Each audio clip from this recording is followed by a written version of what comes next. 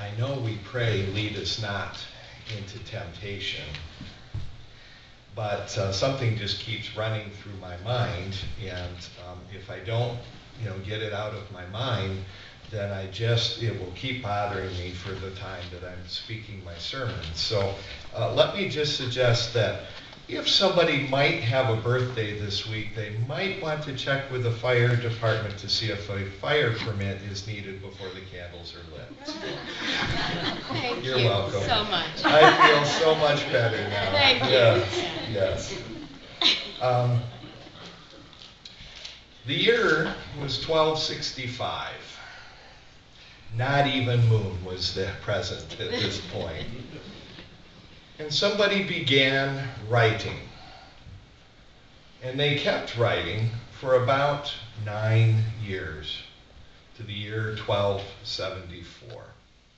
And when they finished, they had completed a 3,500 page document on theology called the Summa Theologica, written by Thomas Aquinas. And it is considered one of the heaviest, most thorough, complete documents on theology that have ever been written. As a matter of fact, within that, he contains 5 arguments for the existence of God, which some claim to be absolutely brilliant. And yet those 5 arguments only take up 2 pages of the 3,500 that are there. It took, as is always the case, it took time for the church to recognize the brilliance of the individual. Just as we read in our text today, a prophet seldom has honor in their own country and seldom has honor in their own time. It takes time for people to recognize the gift and the ministry before them. And it took several hundred years. Catholic Church does nothing quickly. It took several hundred years for them to grasp that this is a tremendous work, and it is still used to this day in the training of priests, and is considered a tremendous theological document and resource. And yet, sometimes we find that the best way to teach the most complex things is to give a simple story. And in our study of Matthew, we are now coming to chapter 13, which is a chapter that is devoted all to parables.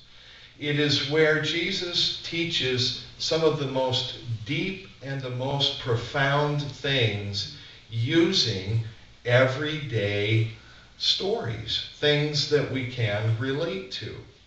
Think about this. Imagine if you have never seen an orange. You've never tasted an orange. You've not even heard about the color. And now somebody is going to explain to you what an orange is. You would begin by saying things that are familiar to you. Well, you know what a fruit is, don't you? Orange is a fruit.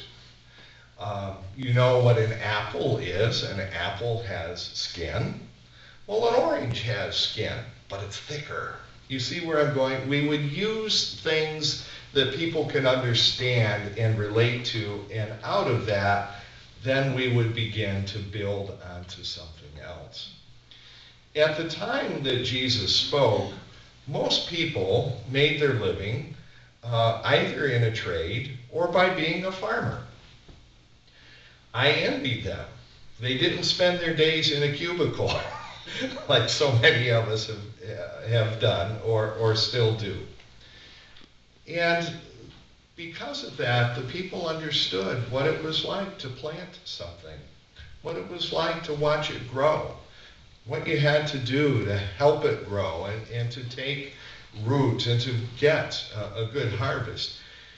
The reason why they knew that was because it wasn't a hobby, it was a matter of survival.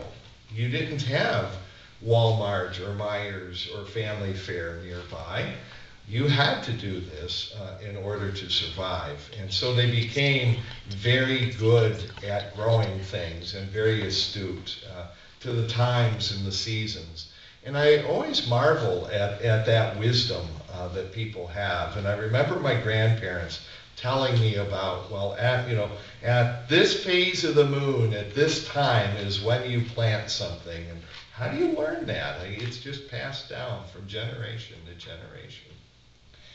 And so we have the parable of a farmer sowing seed and the discussion about the types of ground where this seed falls. And the lesson is that the seed is being sown. God is at work in your life whether you know it or not. As a matter of fact, God is very good at being behind the scenes. I love the title of a book that I've mentioned before, God Hides in Plain Sight. And how many times have we, somewhere else down the road, all of a sudden recognized the presence